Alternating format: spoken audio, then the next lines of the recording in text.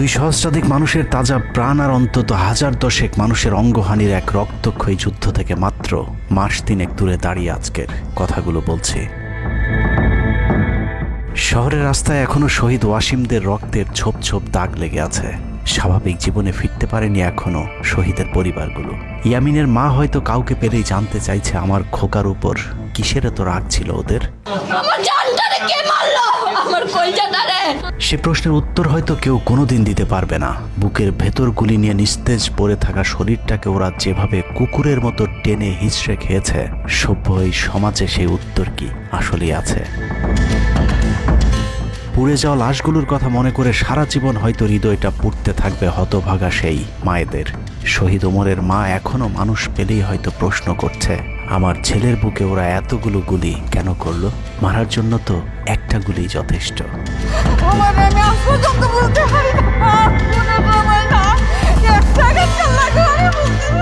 তৃষ্ণা পেলে মুগ্ধের মায়ের হয়তো কানে বেজে উঠবে, পানি লাগবে, পানি।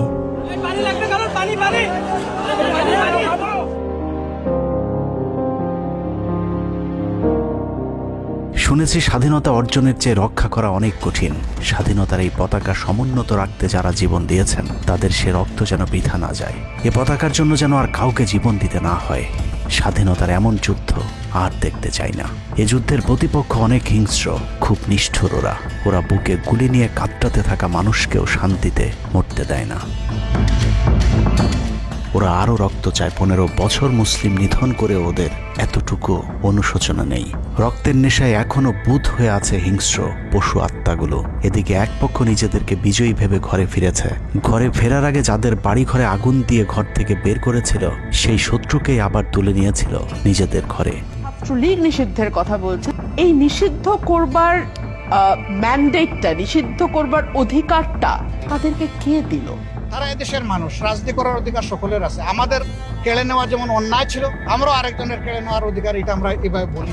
আওয়ামী মানবরূপী দানব ঘাড়ের উপর বিষাক্ত কার্বন ডাই অক্সাইড ফেলছে, আর আমরা সেটাকে অক্সিজেন ভেবে বুকে নিচ্ছি। বিষাক্ত সাপ থেকে নিরাপদ না হয়ে সাপ নিয়ে খেলার পরিণতি কি হতে পারে সেটা বুঝতে খুব বেশি দেরি করবার প্রয়োজন নেই। আমার এই বার্তা আপনাদের কাছে পৌঁছানোর কয়েক ঘন্টা পরেই আপনার ঘরে যে শত্রুকে জায়গা দিয়েছিলেন তাদের সেই বিষমাখা মুখের বিষ আপনার গায়ে নেয়ার জন্য প্রস্তুত থাকুন। পূর্ব দিকে তাকিয়ে দেখুন, আকাশ আবারও কালো হয়ে এসেছে। খুটখুটে অন্ধকার দেখে ঝড়ের গতি যতটুকু ভাবছেন, অন্ধকারের সেই ঝড়ো বাতাস আসলে আলোর চেয়েও বেশি গতি নিয়ে ধেয়ে আসছে সবকিছু লণ্ডভণ্ড করে দিতে। প্রলয়ঙ্করী সেই ঝড়ের কবল থেকে প্রিয় মাতৃভূমিকে বাঁচাতে হলে দেশ রক্ষার পবিত্র দায়িত্ব যাদেরকে দেয়া হয়েছে, চলুন দেখে আসি তারা আসলে কতটা প্রস্তুত। জুলাইয়ের মাঝামাঝি পর্যন্ত সেনাবাহিনী ছাত্র আন্দোলন নিয়ে তেমন মাথা ঘামায়নি।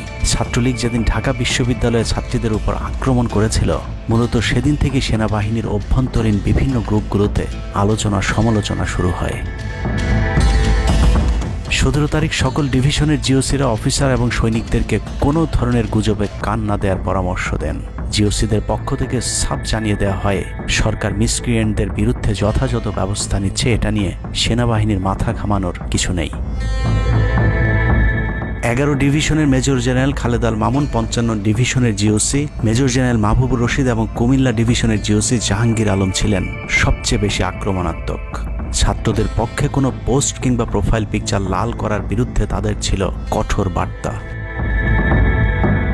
17 জুলাইয়ের গুরুত্বপূর্ণ আরেকটি ঘটনা হলো, Hasina air chief marshal Hasan Mahmud খানকে বিমান বাহিনীর MI-17 হেলিকপ্টারকে এভি গান কনফিগারেশন লোড করতে বলেন, যা মূলত যুদ্ধকালীন চূড়ান্ত সময় ব্যবহার করা হয়।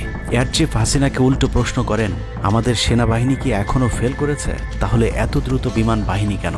বিমান বাহিনী প্রধানের মুখের উপর এমন বক্তব্যে শেখ হাসিনা প্রচণ্ড ক্ষেপে যান। এর পরপরই তিনি বিমান বাহিনী প্রধানের বিরুদ্ধে পদক্ষেপ নেওয়ার জন্য ব্রিগেডিয়ার জেনারেল ইমরান হামিদ এবং লেফটেন্যান্ট জেনারেল মুজিবকে নির্দেশ দেন। আর্মি ইন্টেলিজেন্স থেকে এই পরিকল্পনার তথ্য জেনে বিমান বাহিনী প্রধান ওই রাতেই তার নিরাপত্তার জন্য গাজীপুর থেকে এয়ার কমান্ড নিয়ে আসেন, যে ইউনিটটি এখনও বিমান বাহিনী প্রধানের নিরাপত্তার দায়িত্বে ঢাকাতেই অবস্থান করছে।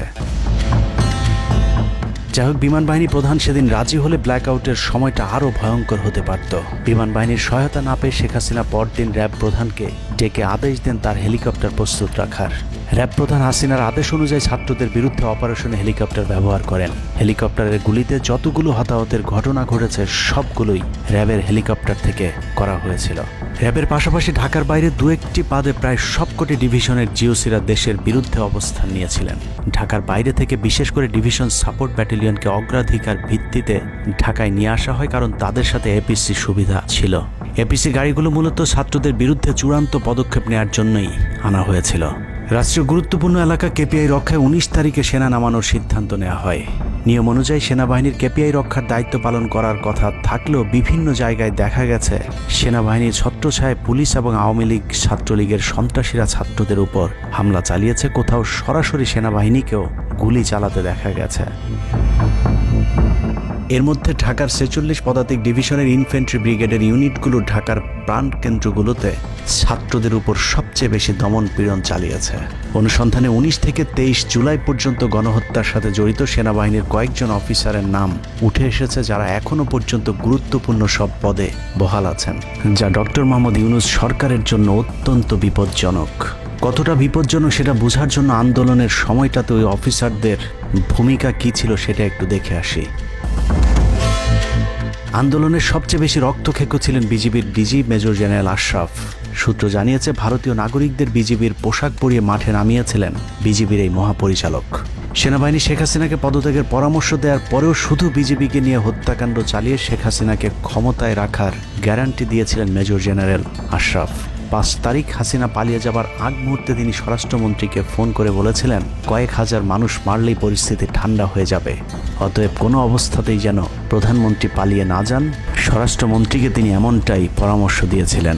5 তারিখ সকাল থেকে দুপুর পর্যন্ত ঢাকা শহরে সবচেয়ে বেশি তৎপরতা ছিল বিজেপির। ওই দিন সকাল থেকেই ঢাকার প্রবেশ পথগুলোতে চেকপোস্ট বসিয়ে তল্লাশি চালিয়েছিল মেজর জেনারেল আশরাফের বিজিবি। বিজিবির একটি সূত্র জানিয়েছে, বিজিবি মহাপরিচালক প্রতিদিন সিওদের কাছ থেকে হিসেব নিতেন কে কতজন ছাত্র হত্যা করেছে। বিজিবি মহাপরিচালকের নির্দেশনায় খুনের সেই প্রতিযোগিতায় সবচেয়ে ভালো পারফর্মার ছিল কর্নেল রিদওয়ান। সূত্রের মতে, ছাত্র আন্দোলনে বিজিবি অন্তত 500 শিক্ষার্থীকে গুলি করে হত্যা করেছে। বিজিবি প্রধান এবং রিদওয়ানের মতো তার অনুগত অফিসারদের জেলে থাকার কথা, কিন্তু তারা এখনও গুরুত্বপূর্ণ সব দায়িত্ব পালন করে যাচ্ছে। আর মেজর জেনারেল আশরাফ এখন পর্যন্ত বিজিবি প্রধানের চেয়ারেই বসে আছেন। হত্যাকাণ্ডের বেশিরভাগই জড়িত ছিল বগুড়ার 7 ইস্ট বেঙ্গল। রহস্যজনক কারণে 7 ইস্ট বেঙ্গলকে এখনো পর্যন্ত বগুড়ায় ফেরত না পাঠিয়ে ঢাকাতেই রাখা হয়েছে। মেজর জেনারেল ফেরদৌস হাসান সেলিম, যার মা ছিলেন হাসিনার অত্যন্ত ঘনিষ্ঠ বান্ধবী। ফেরদৌস সেলিম শেখ হাসিনাকে ফুপু বলে ডাকতেন। 27তম বিএমএ লং কোর্সের এই অফিসারের পাসিং আউটে শেখ হাসিনা নিজে উপস্থিত ছিলেন, যদিও হাসিনা তখন বিরোধী দলীয় নেত্রী ছিলেন। ডিজিএফের পদে থাকাকালীন হাসিনার টাকা পাচার এবং থাইল্যান্ডের বিভিন্ন ব্যবসা দেখাশোনার দায়িত্ব ছিল তার। 5 তারিখের সময়টাতে গুরুত্বপূর্ণ কোনো পদে না থাকায় নিজেকে এখন আওয়ামী বিরোধী দাবি করছেন ফেরদৌস হাসান সেলিম। ভয়ঙ্কর বিষয় হচ্ছে, ডক্টর মোহাম্মদ ইউনূসকে ভুল বুঝিয়ে ইউনূসের মিলিটারি সেক্রেটারির পদে বসে সব কুটচাল চেলে যাচ্ছেন major general Ferdous Hasan. Guarantee দিয়ে বলে রাখলাম, সুযোগ পেলে সবার আগে ডক্টর মোহাম্মদ ইউনূসের মিলিটারি সেক্রেটারি নিজেই ইউনূসের গলা চেপে ধরবে। অতএব যত দ্রুত সম্ভব ডক্টর মোহাম্মদ ইউনূসের মিলিটারি সেক্রেটারির পদ থেকে তাকে সরাতে হবে। শেখ হাসিনার গণভবন ঠেকাতে সবচেয়ে বেশি শক্ত বলয় তৈরি করা হয়েছিল। অনুসন্ধানে জানা যায়, শেখ হাসিনাকে রক্ষা করতে গণভবনের আশপাশে সেনাবাহিনীর অন্তত 13টি অস্থায়ী চেকপোস্ট বসানো হয়েছিল, যেখানে east Bengal regiment, field regiment artillery, Bangladesh infantry regiment, infantry brigade headquarter সহ সেনাবাহিনীর বেশ কয়েকটি চেকপোস্ট বসানো হয়েছিল শুধুমাত্র শেখ হাসিনাকে রক্ষা করার জন্যে। সেনাবাহিনীর এসব আর্মি অফিসারদের সম্মিলিত অপারেশনে ছাত্রদের উপর চালানো হয়েছে নির্মম নৃশংস হত্যাযজ্ঞ। কিন্তু এই হত্যাকাণ্ডই সেনাবাহিনীর ভেতরে থাকা দেশপ্রেমিক অফিসারদের বিবেকের দরজা খুলে দিয়েছিল। 20 থেকে 23 জুলাই ইন্টারনেট বন্ধ করে যে পৈশাচিক হত্যাকাণ্ড চালানো হয়েছে, সেই দৃশ্য যখন একের পর এক সামনে আসতে শুরু করেছিল, তখন সাধারণ মানুষ যেভাবে স্তম্ভিত হয়েছিল, ঠিক একইভাবে সেনাবাহিনীর বিবেকবান জুনিয়র এবং মধ্যম সারির অফিসারদেরকেও ব্যাপকভাবে নাড়া দেয়। ভিডিওগুলো যত ছড়িয়ে পড়ছিল, ততই থমথমে হয়ে উঠতে থাকে সেনাবাহিনীর অভ্যন্তরীণ পরিবেশ। 27 তারিখ প্রাপ্ত গোয়েন্দা তথ্যের ভিত্তিতে সেনাপ্রধানকে জানানো হয় পরিস্থিতি নিয়ন্ত্রণের বাইরে চলে যাচ্ছে। কোনো অবস্থাতেই প্রধানমন্ত্রীকে ক্ষমতায় রেখে পরিস্থিতি নিয়ন্ত্রণ করা সম্ভব নয়। গোয়েন্দা ওই রিপোর্টে আরও জানানো হয়, সেনাবাহিনীর ভেতরে বিদ্রোহের আশঙ্কা দেখা দিয়েছে। বিশেষ করে মধ্যম সারি এবং জুনিয়র অফিসারদের ভেতর ব্যাপক অসন্তোষ লক্ষ্য করা যায়। একই রিপোর্ট প্রধানমন্ত্রীর অফিসকেও অবহিত করা হয়। সেই রিপোর্টের পরেও কঠোর অবস্থানে যাবার সিদ্ধান্ত নেওয়া হয় সরকারের পক্ষ থেকে। এদিকে গোয়েন্দা রিপোর্টের প্রেক্ষিতে সেনা ইউনিটের মধ্যম সারি জুনিয়র অফিসার এবং সৈনিকদের উপর কঠিন সামরিক গোয়েন্দা নজরদারি চলতে থাকে, যে কারণে প্রচণ্ড ক্ষোভ থাকলেও কোনো ধরনের পূর্ব প্রস্তুতি ও পারস্পরিক যোগাযোগ না থাকায় সেনাবাহিনীর দেশপ্রেমিক অফিসার ও সৈনিকেরা কিংকর্তব্য বিমূঢ় হয়ে পড়েন। 27-28 দুই দিন এভাবেই টান উত্তেজনার মধ্য দিয়ে কেটেছে। 29শে জুলাই শেখ হাসিনাকে পরিস্থিতি সম্পর্কে ধারণা দিতে সেনাপ্রধান সারা দেশের অফিসারদেরকে নিয়ে সেনা সদরের হেলমেটে একটি ভিডিও টেলিকনফারেন্সে দরবার গ্রহণ করেন। সেই কনফারেন্সে অপারেটরের অসাবধানতাবশত স্ক্রিনে হঠাৎ করে ক্যামেরা টার্ন অফ করা HPM নামে একটি বক্স ভেসে উঠেছিল। এরপরে উপস্থিত অফিসারেরা হাসিনার উপস্থিতির বিষয়টি বুঝে ফেলেন। অনেকের ধারণা শেখ হাসিনা উপস্থিত আছেন এটা বুঝাতেই HPM বক্সটি সবাইকে দেখানো হয়েছিল, যেন কেউ কোনো ধরনের অভিযোগ করতে না পারেন। কিন্তু সবাইকে অবাক করে বেশ কয়েকজন অফিসার তাদের ক্ষোভের কথা জানান। এর মাঝে রাজশাহী CMH এর একজন মেজর র্যাঙ্কের নারী চিকিৎসক 19 থেকে 23 তারিখ পর্যন্ত চলা ছাত্র হত্যার বিভীষিকাময় বর্ণনা তুলে ধরে আবেগী এক বক্তব্য দেন।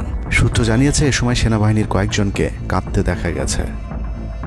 একদিকে সেনাবাহিনীর উচ্চপদস্থ অফিসারদের মারমুখী অবস্থান, অন্যদিকে বেশিরভাগ জুনিয়রদের নিষ্ক্রিয়তার মধ্য দিয়ে সেনাবাহিনীতে স্পষ্ট দুটি ভাগ লক্ষ্য করা যায়। এরই মধ্যে সেনাবাহিনীর কাছে প্রাপ্ত গোয়েন্দা তথ্য অনুযায়ী যে কোনো সময় সেনাবাহিনীতে বিদ্রোহ দেখা দিতে পারে। বিশেষ করে লেফটেন্যান্ট কর্নেল থেকে নিচের অফিসারদের ভেতর ব্যাপক ক্ষোভের বিষয়টি গোয়েন্দা প্রতিবেদনে জানানো হয়। সেই প্রেক্ষিতে 3 তারিখ শর্ট নোটিসে আরেকটি টেলিকনফারেন্স কল করা হয়। মূলত ওই রিপোর্টের প্রেক্ষিতে হাসিনার বিশ্বস্ত ওয়াকার হাসিনা থেকে মুখ ফিরিয়ে নেন, কারণ হাসিনাকে বাঁচাতে গিয়ে তিনি নিজের জীবন বিপদে ফেলতে চাননি। 3 তারিখ কনফারেন্সের শুরুতেই সবাইকে ঠান্ডা রাখতে একটি মোনাজাত করা হয়েছিল। যে মোনাজাতে গুরুত্বপূর্ণ একটি দোয়া ছিল, রাব্বানা লা তাজআলনা মাআল কওমিজ জালিমিন, অর্থাৎ হে আল্লাহ, আমাদেরকে জালিম সম্প্রদায়ের অন্তর্ভুক্ত করবেন না। এ সময় পুরো দরবার রুমে পিন পতন নীরবতা লক্ষ্য করা গেছে। মূলত এই মোনাজাতের মধ্য দিয়ে ফয়সালা হয়ে যায় সেনাবাহিনী কাদের পক্ষে দাঁড়াবে। সেনা সূত্র থেকে পাঠানো এসব তথ্যে উঠে এসেছে সেনাবাহিনী কোন কোন এলাকায় ছাত্র জনতার উপর গুলি চালিয়েছিল এবং কতটা পরিকল্পিতভাবে মানুষ হত্যার ছক কষা হয়েছিল।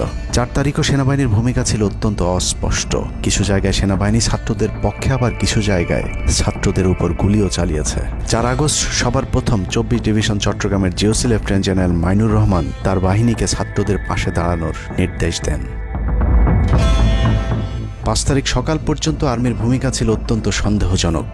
সকাল 10টা পর্যন্ত আর্মি কড়াকড়িভাবেই দায়িত্ব নিয়েছিলেন। বিশেষ করে গণভবনের আশপাশে 12টা পর্যন্ত ছাত্রদেরকে ভয় দেখাতে কয়েক রাউন্ড লাইভ অ্যামুনেশন ফায়ার করা হয়।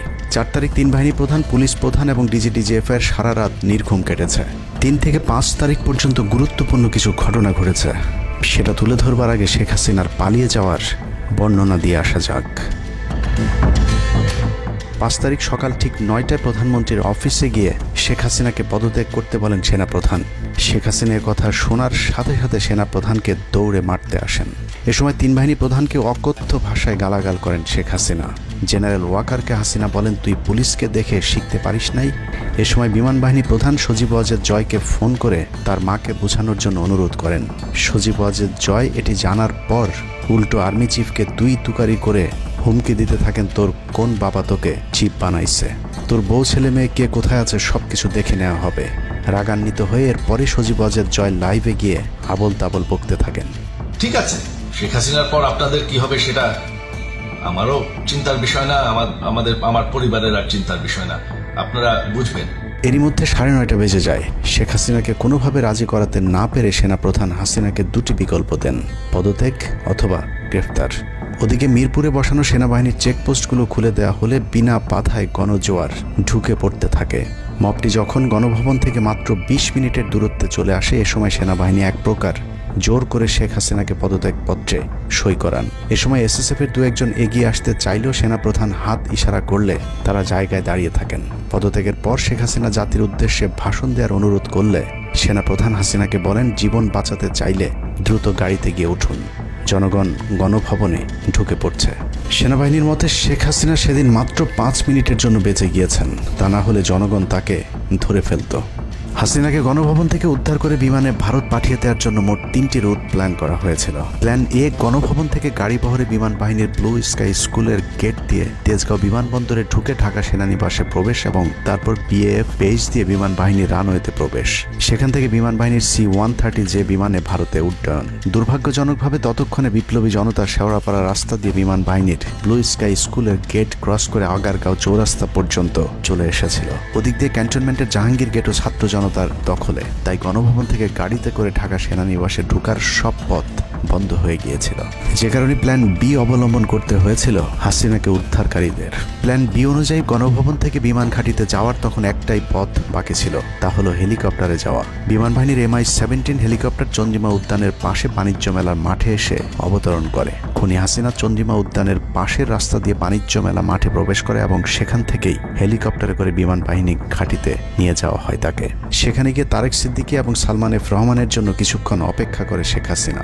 তবে শেষ পর্যন্ত সালমান এফ রহমানের পৌঁছাতে দেরি হয় শেখ হাসিনাকে নিয়ে কোনো গন্তব্য ছাড়াই 10টা 45 মিনিটে উড়াল দেয় বিমান বাহিনীর C-130 জুলিয়েট বিমানটি। সাধারণত বিমানের রুট ব্যবহারে কোড ব্যবহার করতে হলেও সেটা করেনি। রাডার ফাঁকি দিতে জীবনের ঝুঁকি নিয়ে এই পদ্ধতি অবলম্বন করা হয়েছিল। ফুল ফুয়েল লোড করা হয়, ভারতে যদি জায়গা না হয় তাহলে যেন মধ্যপ্রাচ্যের কোনো দেশ পর্যন্ত চলে যাওয়া যায়। মোট 9 জন পাইলটকে নিয়ে বিমানে ওঠানোর পর কোনো ধরনের নির্দেশনা বা ম্যাপ প্ল্যানিং ছাড়াই পাইলটদেরকে বলা হয় টেক অফ করতে। বিমানটি প্রথমে যশোরের উপর দিয়ে কলকাতায় পৌঁছালে সেনাপ্রধান জাতির উদ্দেশ্যে ভাষণের ঘোষণা দেন, কিন্তু কলকাতায় ল্যান্ডিংয়ের পারমিশন না দিলে সেখান থেকে শেখ হাসিনাকে বহন করা বিমানটি চলে যায় আগরতলায়। আগরতলায় পারমিশন না পেয়ে আবারও দিল্লির দিকে উড়াল দেয়। সেখান থেকে দিল্লি গেলে সেখানেও রিফিউজ করা হয়।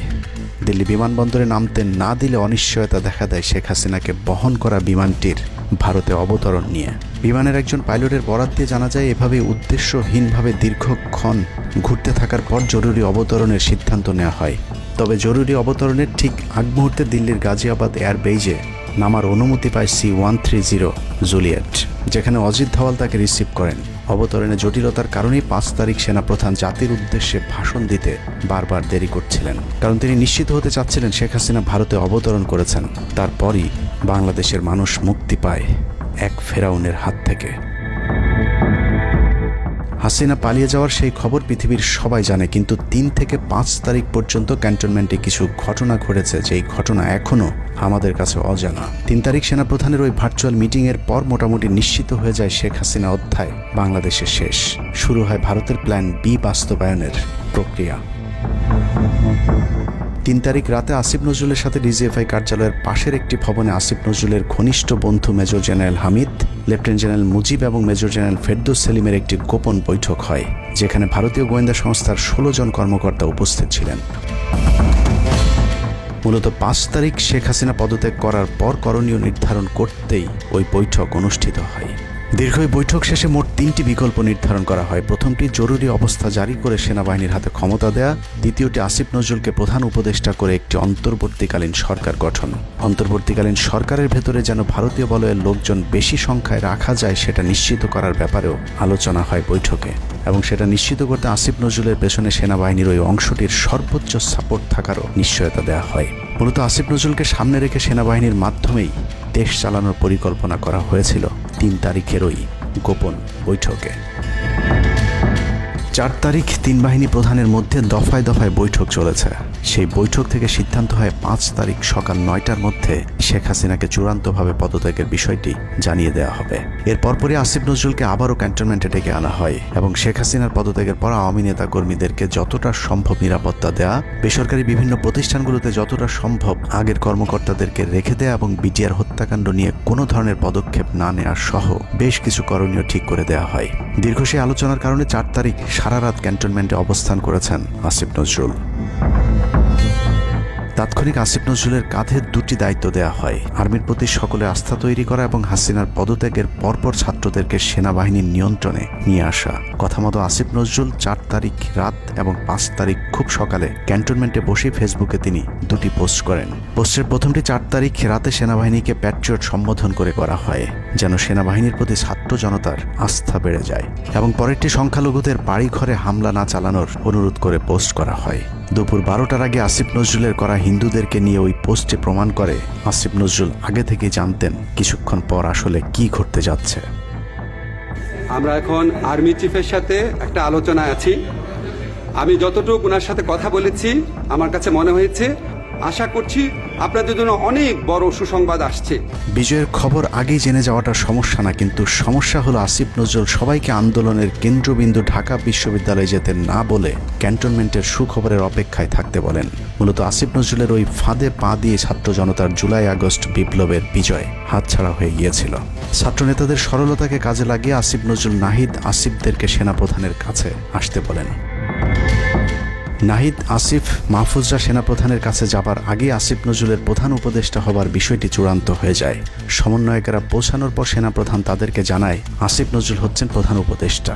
কিন্তু ছাত্ররা ডক্টর মোহাম্মদ ইউনুসকে প্রধান উপদেষ্টা বানানোর দাবি করলে আসিফ নজরুল তাদেরকে জানায় ডক্টর ইউনুস প্রধান উপদেষ্টা হতে রাজি না। কিন্তু ছাত্র নেতাদের সাথে ইউনুসের আগে থেকে যোগাযোগ ছিল, যে কারণেই সেনাপ্রধানকে ছাত্ররা জানায় আমরা ডক্টর ইউনুসের সাথে একান্তে কথা বলতে চাই। ছাত্ররা ডক্টর ইউনুসকে ফোন করলে তিনি জানান প্রধান উপদেষ্টা হতে চান না সেনাবাহিনী কিংবা আসিফ নজরুলের কাছে তার এরকম কোনো বার্তা তিনি দেননি। এরপর ছাত্র নেতাদের দাবির মুখে ইউনুসকে প্রধান উপদেষ্টা বানাতে বাধ্য হয় সেনাবাহিনী। ডক্টর মোহাম্মদ ইউনুসকে প্রধান উপদেষ্টা করা হলেও ক্ষমতার কেন্দ্রে থেকে যায় ভারত নিয়ন্ত্রিত ক্যান্টনমেন্টের মদতপুষ্ট আসিফ নজরুল, যাকে তারা সুনিপুণভাবে গেল এক যুগে তিলে তিলে তৈরি করেছেন। আসিফ নজরুল তার মন্ত্রণালয়ের বাইরেও সবখানে নিয়োগ থেকে বদলি বরখাস্তের একক ক্ষমতা ভোগ করতে থাকে। একদিকে সেনাবাহিনীর ছত্রছায়া আসিফ নজরুলের হাত ধরে ভারতীয় এজেন্টদেরকে গুরুত্বপূর্ণ সব পদে বসানো হচ্ছিল, অন্যদিকে চলছিল পুরো দেশ দখলের ভয়ঙ্কর ষড়যন্ত্র। কিন্তু ছাত্রদের চাপের মুখে আসিফ নজরুলের পরিবর্তে ডক্টর মোহাম্মদ ইউনুসের প্রধান উপদেষ্টা হবার বিষয়টি কোনোভাবেই মেনে নিতে পারেনি সেনাবাহিনীর ভারতপন্থী অংশটি, যে কারণে 5 তারিখ রাতেই একটি ব্যর্থ সেনা কুয়ের ষড়যন্ত্র করা হয়েছিল। 5 তারিখের পরপরই ইউনুসের একের পর এক ভারতীয় আগ্রাসন বিরোধী বক্তব্যে আতঙ্কিত হয়ে ওঠে ভারতীয় বলয়, যে কারণে 8 তারিখ শপথ নেয়ার আগেই ডক্টর মোহাম্মদ ইউনুসকে হত্যা করে সেনা কুয়ের আরেকটি চেষ্টা চালায় সেনাবাহিনীর ওই অংশটি। 8 তারিখ ডক্টর ইউনুসের নেতৃত্বে নতুন সরকার শপথের ঠিক আগ মুহূর্তে একটি সেনা কুয়ের চেষ্টা করা হয়। কুয়ের নেতৃত্ব দেন লেফটেন্যান্ট জেনারেল মুজিব এবং মেজর জেনারেল হামিদুল হক।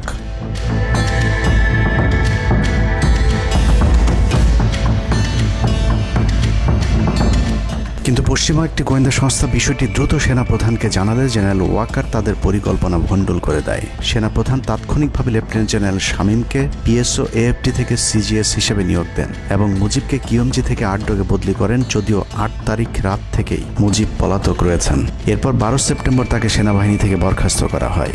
একই দিনে লেফটেন্যান্ট জেনারেল হামিদুলকে স্বেচ্ছায় অবসরে পাঠানো হয়। এনডিসি থেকে মেজর জেনারেল সাইফুলকে মিনিস্ট্রি অফ ফরেন অ্যাফেয়ার্স এবং চিফ অফ জেনারেল স্টাফ শাহিনকে এনডিসিতে পাঠানো হয়। কয়েকজনের ব্যাপারে পদক্ষেপ নেওয়াটা যেমন স্বস্তির, তেমনি ষড়যন্ত্রকারীদেরকে যেখানে বদলি করা হয়েছে তাদের প্রতিটি পদই অত্যন্ত গুরুত্বপূর্ণ, যা বর্তমান সরকার এবং দেশের স্থিতিশীলতার জন্য চরম বিপজ্জনক। কতটা বিপজ্জনক সেটা জানতে চলুন শুরুতেই যে প্রলয়ঙ্কারী ঝড়ের কথা বলেছিলাম সেখানে ফিরে যাওয়া যাক। ভারতীয় গোয়েন্দা সংস্থা 5 তারিখের পর থেকে দেশে নানাভাবে একটা সাম্প্রদায়িক দাঙ্গা বাঁধানোর চেষ্টা চালিয়ে যাচ্ছেন, যেটাকে কেন্দ্র করে বাংলাদেশে একটা সামরিক অভিযান চালানো যায়। এই দাঙ্গা বাঁধাতে ভারতীয় গোয়েন্দারা আওয়ামী লীগ, হিন্দু এবং ইসকনকে কিভাবে ব্যবহার করছে সেই পরিকল্পনার ছক এখন বাংলাদেশি গোয়েন্দাদের হাতে। একটি গোয়েন্দা সংস্থা থেকে যেসব তথ্য আমার কাছে পৌঁছেছে তা রীতিমতো এই দেশের অস্তিত্বের জন্য হুমকি স্বরূপ। আওয়ামী লীগ, হিন্দু আর ভারতের এই চক্রান্ত যদি সঠিকভাবে মোকাবেলা করা না যায় তাহলে অচিরেই বাংলাদেশের অবস্থা হবে হায়দ্রাবাদের মতো। জননেত্রী শেখ হাসিনাকে দেশ থেকে সরে যেতে বাধ্য করেছেন। বাংলাদেশকে নিয়ে ভয়ঙ্কর এই চক্রান্তে জড়িত আওয়ামী লীগ, সনাতনী এবং ইসকনের অন্তত 40টি হোয়াটসঅ্যাপ গ্রুপ এবং জুম মিটিংয়ের ভিডিও হাতে পেয়েছে গোয়েন্দারা। গোয়েন্দাদের কাছে প্রাপ্ত এসব তথ্যে যা উঠে এসেছে তা আটকে ওঠার মতো।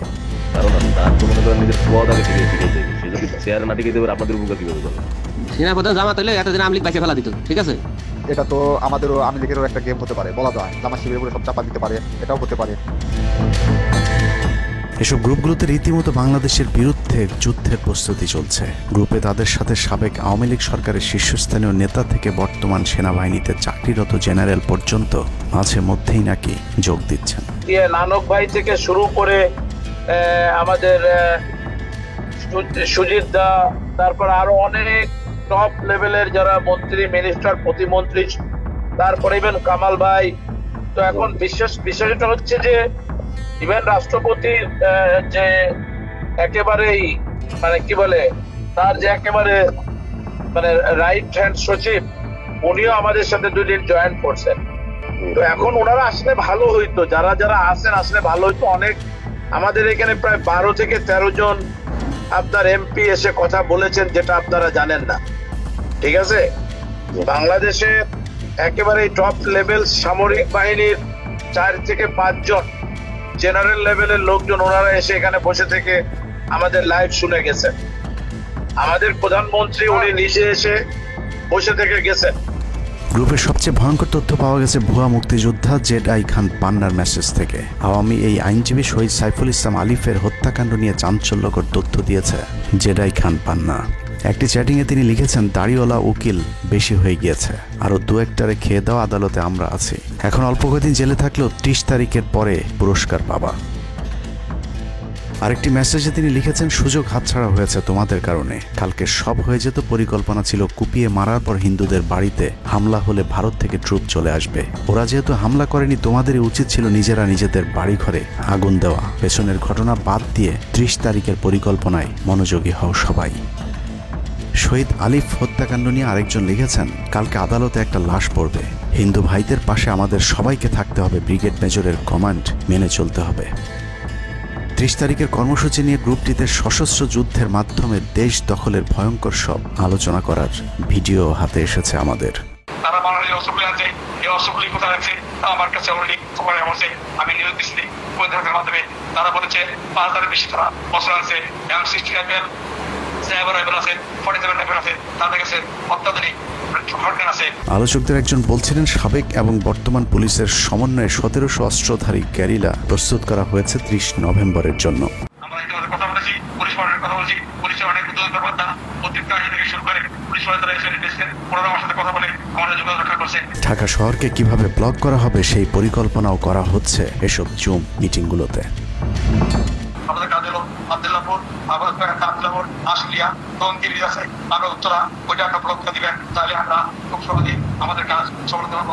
সশস্ত্র যুদ্ধের জন্য পুরো দেশকে মোট 10টি বিভাগে বিভক্ত করা হয়েছে, যেখানে একজন করে ব্রিগেড মেজর নিয়োগ দেওয়া হয়েছে, যাদের সবাই দেশেই অবস্থান করছেন। এর মধ্যে গ্রুপে প্রাপ্ত জেডআই খান পান্নার নম্বরটিতে মেসেজ পাঠানো হলে মুহূর্তেই সাড়া দেন তিনি। কল করতেই গড় গড় করে সবকিছু স্বীকার করেন। জেডআই খান পান্না, জি আমি তাই। 30 তারিখ 50 থেকে 80% পুলিশ, আনসার, এমনকি সচিবালয়ের আমলারাও তাদের পক্ষে মাঠে নামবে বলে স্বীকার করেন গেরিলা আক্রমণের পরিকল্পনাকারী জেডআই খান পান্না। আপনারা কি কোনো গেরিলা ইনভেশন হামলা করা যাবে? ঢাকার স্টুডেন্টরা যদি এখনো সাপোর্টার্স অর্গানাইজ হইতে নামে, এই অ্যাডমিনিস্ট্রেশনের 50% না 80% লোক নেমে আসবে, পার্টিকুলারলি পুলিশ, আনসার এবং সেক্রেটারিয়েট থেকে। পালিয়ে যাওয়ার আগে এই ভিডিও প্রচারের সাথে সাথে রাষ্ট্রদ্রোহিতার অভিযোগে তাকে গ্রেফতার করতে হবে। তাহলে চক্রান্তকারীদের আরও পরিকল্পনার তথ্য পাওয়া যেতে পারে। ভবিষ্যতে এ ধরনের ষড়যন্ত্র বন্ধ করতে গ্রুপে থাকা সকলের মোবাইল নম্বর এবং চেহারা দেখে শনাক্তের পর দ্রুত গ্রেফতার করতে হবে। সূত্র জানিয়েছে, ডিজিএফআই প্রধানের প্রত্যক্ষ তত্ত্বাবধানে চলছে এসব দেশবিরোধী তৎপরতা। আর্মিকে ম্যাজিস্ট্রেসি পাওয়ার দেয়া হলেও তাদেরকে ক্ষমতা প্রয়োগ করতে দেওয়া হচ্ছে না, যে কারণে আওয়ামী লীগ নেতারা বেশিরভাগ এখনও দেশে থাকলেও তাদেরকে ধরা হচ্ছে না। অতএব সেনাবাহিনীর উচ্চপদস্থ হাসিনাপন্থী অফিসারদেরকে দ্রুত সেনাবাহিনী থেকে সরাতে হবে। 5 তারিখ সেনাপ্রধান যে ভূমিকা রেখেছেন তার জন্য তিনি অবশ্যই প্রশংসার দাবিদার, কিন্তু সেনাপ্রধানকে প্রমাণ করতে হবে তিনি আসলেই নায়ক নাকি খলনায়ক। 5 তারিখের পরেও সেনাবাহিনীর গুরুত্বপূর্ণ পদগুলোতে রদবদল না করা এবং গুম খুনের সাথে জড়িত অফিসারদের বিরুদ্ধে কোনো ব্যবস্থা না নেওয়া সহ বিডিআর হত্যাকাণ্ডের বিষয়ে দৃশ্যমান কোনো পদক্ষেপ না নেওয়া খুবই সন্দেহজনক। সূত্র জানিয়েছে, সেনাপ্রধানের স্ত্রীর সাথে প্রতিনিয়ত শেখ হাসিনার যোগাযোগ রয়েছে। অতএব সেনাপ্রধানকে দ্রুত তার অবস্থান পরিষ্কার করে সেনাবাহিনীর গুরুত্বপূর্ণ পদগুলোতে নতুন করে নিয়োগ দিতে হবে। সেনাবাহিনীর জুনিয়র এবং মধ্যম সারির অফিসার এবং সৈনিকদের সবসময় দেশের স্বার্থে যুদ্ধের জন্য প্রস্তুত থাকতে হবে। মনে রাখতে হবে সেনাবাহিনী আমাদের আস্থার প্রতীক। সিনিয়র অফিসারদের দেশবিরোধী আদেশ এলে সৈনিকদেরকে নিয়ে তাদেরকে প্রতিহত করতে হবে। মনে রাখতে হবে সংখ্যায় আপনাদের মতো দেশপ্রেমিকদের সংখ্যাই এখনও সেনাবাহিনীতে বেশি। দেশের যে কোনো প্রয়োজনে সেনাবাহিনী যদি জনগণকে ডাক দেয় তাহলে এ দেশের প্রতিটি মানুষ জীবন দেওয়ার জন্য প্রস্তুত রয়েছে। ডক্টর মোহাম্মদ ইউনূসের পাশে থাকা ভারতীয় গুপ্তচর আসিফ নজরুল, মিলিটারি সেক্রেটারি ফেরদৌস হাসান সেলিম এবং প্রেস সেক্রেটারি শফিকুল আলমকে দ্রুত সরাতে হবে। প্রধান উপদেষ্টার সাথে ছাত্র নেতাদের সাক্ষাতের পথ সহজ করতে হবে। আসিফ নজরুল্লাহ অসৎ উদ্দেশ্যে মাহফুজ আলমকে তার পাশ থেকে সরিয়েছে। অতএব যত দ্রুত সম্ভব মাহফুজ আলমকে আবারও বিশেষ সহকারীর পদে ফিরিয়ে আনতে হবে। গুরুত্বপূর্ণ যে কোনো সিদ্ধান্তের ক্ষেত্রে নাহিদ এবং আসিফদের মতামত প্রধান উপদেষ্টাকে গুরুত্বের সাথে নিতে হবে। জেডাই খান পান্নাদের ষড়যন্ত্র এবার সফল না হলেও এই ষড়যন্ত্র চলতেই থাকবে। বাংলাদেশের প্রতিটি মানুষকে চোখ কান খোলা রাখতে হবে, মনে রাখতে হবে শত্রু আপনাদের ঘরের কোণেই। ভারত যদি বাংলাদেশে আক্রমণ করে তাহলে সবার আগে আওয়ামী লীগ আর শ্রীকৃষ্ণের ভক্তরাই আপনার গলায় ছুরি ধরবে। অতএব শত্রুরা যেন আবারও বাংলাদেশের স্বাধীনতাকে ভারতের কাছে বিক্রি করতে না পারে সেদিকে সবাইকে লক্ষ্য রাখতে হবে। আল্লাহ হাফেজ।